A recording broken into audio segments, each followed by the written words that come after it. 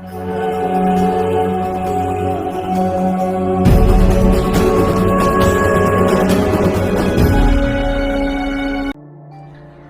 लोग थे वक्त के सांचे में ढल गए, कुछ लोग थे कि वक्त के सांचे में बदल गए। जय भीम साथियों, मैं अतुल खोड़ावाल, राष्ट्रीय अध्यक्ष बहुजन जनता दल। साथियों, आज का टॉपिक है कि बहुजन मिशन क्या है। बहुजन मिशन क्या है और हमारे लोग आज बहुजन मिशन के बारे में जानते नहीं। साथियों, तो आज का टॉपिक बहुजन मिशन है कि बहुजन मिशन क्या चीज है। साथियों, हजारों वर्षों से शोषित और शोषक की लड़ाई चली हुई आ रही है। एक शोषक होता है और एक शोषित होता है। साथियों, हम लोग जो थे, हम शोषित थे और हम पे जुल्म करने वाले व्यक्ति शोषक थे। वो हमारे साथ अन्याय करते थे, हमारे लोगों पर, हमारे समाज पर तमाम प्रकार के टैक्स लगाया करते थे। जैसे कि आपने देखा होगा, स्थन टैक्स भी हुआ करता था। उसी प्रकार से हमारे लोगों के अनेकों प्रकार से टैक्स लगाकर उत्पीड़न करते थे। साथियों, हमारा वर्ग शोषित था और जो हम पे जुल्म करने वाले लोग हुआ करते थे वो शोषक हुआ करते थे। तो मैं आपको इसकी परिभाषा बताता हूं कि जिस वर्ग पर जुल्म होता है वो पीड़ित होता है, वो शोषित होता है, और जो जुल्म करने वाला होता है वो शोषक होता है, वो दबंग होता है, वो जालिम लोग हुआ करते हैं जो अपने से छोटे को या किसी भी मानव जाति को सताने का काम करता है, उसको बोलते हैं शोषक। साथियों, ये तो था शोषित और शोषक की कहानी। अब हम आपको बताते हैं बहुजन मिशन यहीं से चालू होता है। जब हमारे लोगों का उत्पीड़न हुआ करता था, हमारे लोगों को सताया जाता था, हमारे लोगों का जातिगत आधार पर शोषण किया जाता था, हमारी बहन बेटों के साथ ओछी गंदी हरकत की जाती थी, हमारी बहन बेटों के साथ बदसलूकी की जाती थी, हमारे समाज के लोगों के आगे हंडिया बनती थी और पीछे झाड़ू हुआ करती थी। हमारे लोगों को दोपहरी में चलने का अधिकार हुआ करता था। जब सब लोग आराम करते थे, उस समय हमारे वर्ग को, जिसको अछूत शब्द बोलते थे, हमसे घृणा करते थे, हमको अछूत बोलते थे, हमारे लोग धूप में चलकर कहीं जाते थे और धूप में चलकर वो भी लाल कपड़ा पहनकर हमारे लोग निकलते थे। किससे? हमारे लोग की छाया अन्य लोगों पर ना पड़ जाए। जो अन्य लोगों पर हमारे लोगों की छाया पड़ जाया करती थी तो हमारे लोगों को वो दंड दिया करते थे, हमारे लोगों को पीटते थे, हमारे लोगों को मारते थे। साथियों, इन सब पीड़ा को देखते हुए हमारे देश में तमाम हमारे महापुरुषों ने जन्म लिया, जिन्होंने अपने दोहों के माध्यम से, कहानियों के माध्यम से, गीत के माध्यम से और हारमोनियम और ढोलक के माध्यम से हमारे लोगों को जागरूक करने का काम किया। वो गली मोहल्लों में जाकर, गांव में जाकर हमारे लोगों को दोहे, शेर, शायरी और हारमोनियम बजाकर, ढोलक बजाकर, गीतों के माध्यम से अपने मन की पीड़ा बताते थे और लोगों को जागरूक करते थे, लोगों में क्रांति लाने का काम करते थे। उस क्रांति के चलते हुए हमारे देश में ऐसे ऐसे महापुरुष पैदा हुए जिन्होंने हर प्रकार से बहुजन समाज को सशक्त और मजबूत बनाने का काम किया। साथियों, हमारे महापुरुषों ने हमें जिंदा रखने के लिए, हमें अधिकार दिलाने के लिए अपनी जान तक की बाजी लगा दी और उन्होंने अपने परिवार समाज पर कुर्बान कर दिया। साथियों, परम पूज्य बाबा साहब ने हमको पानी पीने से लेकर तमाम अधिकार दिलाए, जिन अधिकारों में हमें वोट का अधिकार भी मिला। परम पूज्य बाबा साहब जी के समय में हमारे लोगों के साथ जातिगत आधार पर बहुत ज्यादा भेदभाव हुआ करता था।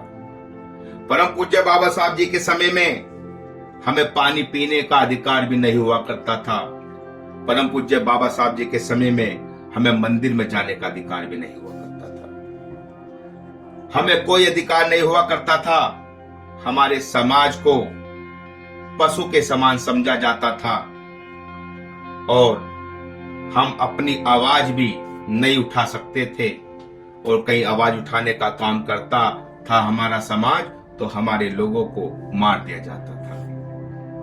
हमारी स्त्रियों को दासी बनाकर लोग रखते थे, उनके साथ कई तरह के उत्पीड़न किया करते थे। साथियों, परम पूज्य बाबा साहब ने हमको वोट का अधिकार दिलाया और उस वोट के अधिकार से हम यहां तक पहुंचे हैं। तमाम हमारे महापुरुषों ने हमको बहुजन मिशन एक नाम दिया कि आपको मिशन को जिंदा रखना है।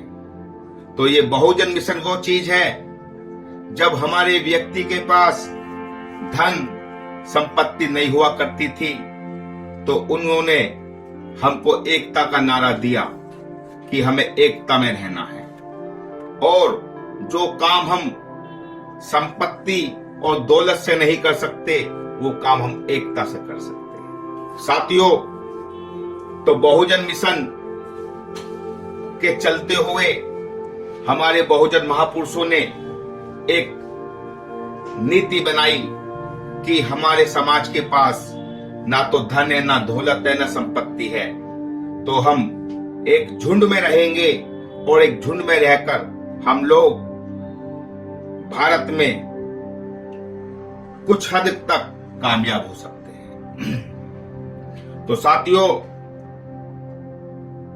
जब उस समय हमारे लोगों के पास धन और दौलत नहीं हुआ करती थी